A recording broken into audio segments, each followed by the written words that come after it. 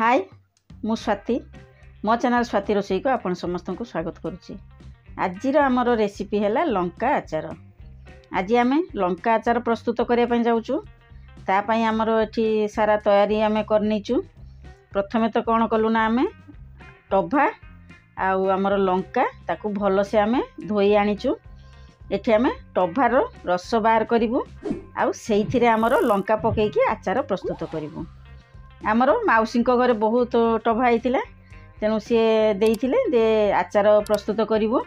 यही जो लंका आचार आम प्रस्तुत करुँ से कौन हम ना खट्टा रसरे आमको लंका को बुड़ाइवाई पड़ो। तापाई आम ये तो टभा नहींचु। आपड़ चाहिए मौसम भी नहीं पारे नहले आमर लेंबू नहीं पारे किंतु जहाँ भी नियंतु ना कहीं से रस बाहर करने पड़ो। रस बाहर कले से रसरे ही आमको लंका पकड़ाई पड़ो। यही जो लंका आचारटा आम प्रस्तुत करूँ से बहुत सुंदर भी हम टेस्टी भी लगे भल भी लगे। आचार जो आम प्रस्तुत करुचु ताकू कौन करूँ ना बहुत दिन आमको टिके खरारे सुखाइवाई पड़ो। आमर जो रस जो बाहर करुचु टभारू से रस को कौन हम ना जेपर्यंत आमर लंका पी नथिबो से पर्यंत आमको सुखाइवाई पड़ो। प्रथमे कौन करूँ ना से रस को आम छाणी नबू। से जो मंजी रही जाइए मंजी आमर रसरे पलैज तेणु भल से आम छाणी नौचु।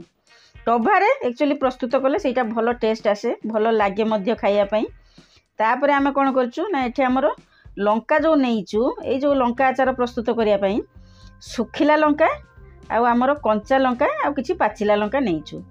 एक्चुअली आपन जदि चाहूचंती ताले खाली सुखिला लंकारे मध्य करि परिबे।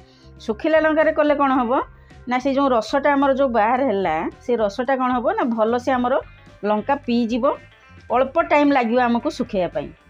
जदि कंचा लंका नौचु ताहले टेस्ट बढ़िया भी आसीबो भल भी हम किंतु आमको टाइम लगे सुखाइवाई। पाचिला लंका देले कौन हम ना सेटा राग कम रहिबो तेणु मु कौन कली एठी ना सबुतक लंका को मिसई देली मिक्स करदेली देले जहाँ को जोटा पसंद से हिसाब रे आमर खाइबू भल मध्य लागिबो। तापर आम दे देउचु हल्दी पाउडर आउ अल्प टिके लुण दे देउचु। देले कौन हम ना आमर लंका आउ खराब होबो नाही। लुण देले कौन हम ना खट्टापन टिके कमी जिवो आउ लाइफ लॉन्ग लास्टिंग रहिबो। तेणु से जो आचार आम जो प्रस्तुत करूँ से लुण आउ हलदी दे देले लंका जमारू भी खराब होबो नाही।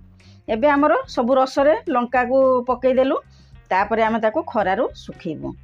खरारे जो दौचु जे पर्यंत आमर जो रस जो बाहर होता से रस तक जिते पर्यंत पी नथिबो लंका से पर्यंत खरारे आमको दबापाई पड़ो। जो भी सीजन रे करंतु ना कहीं लंका आचार से किसी असुविधा ना कहीं खरा आमर दरकार। खरारे जिते बसैबा आम आचार से सुंदर भाव में प्रस्तुत हम भल भी लगे। लंकार राग मध्य टिके कमिजिव आमर सबुतक रस जो बाहर करूँ टभारू से सब रस तक आमर लंका पीगला। एबे कौन करूँ ना आमर तेल गरम करनबू। लंका आचार रे आमर दबापाई हेले सोरिष तेल आम नहीं जाइचु। सोरिष तेल को भल से फुटई देबू गरम करदेबू। गरम करके कौन करूँ ना से जो आमर सुखाई लंका रही से आम ये जो गरम तेलटा देदेबू ना डायरेक्ट तेल रे आम लंका पकई पारिबू। जेहेतु मु बड़ डिश रे आमर लंका थिले तेणु तेलटा को मु गरम करनेली गरम करके दे दूची भल से आमर फुटीजिव। बास रेडी हो गला आमर लंका आचार। एबे आमे कौन करूँ ना टिके माने खट्टा रही राग आमर अधिक रही मु देखिली लंका तेणु से मुझे चिन्ह देदेली। तापर आमर जीरा गुंड यहाँ गुंडटा मु घरे प्रस्तुत करची जीरा को भाजी नहीं थी से गुंड तक आमर देदेली। बास आमर रेडी हो गला लंका आचार। केते सुंदर भाव में आमर प्रस्तुत कलु। आपण माने निश्चय थरुटिए मोर ये रेसिपीटा को ट्राई करेंगे। जदि प्रथम करी मोर वीडियो रे रहउचंती ताहले मो चैनल को सब्सक्राइब करनियंतु।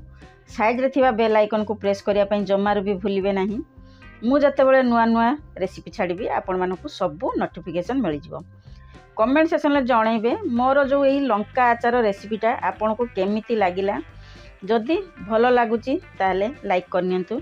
जदि ज़्यादा भल लगुची ताहले फैमिली ग्रुप रे फ्रेंड सर्कल ले आपण शेयर मध्य करि परिबे। आचार बना सइला प्लेट भी लागिगला। पुओ एबे टेस्ट करिया पई बसी जाउची।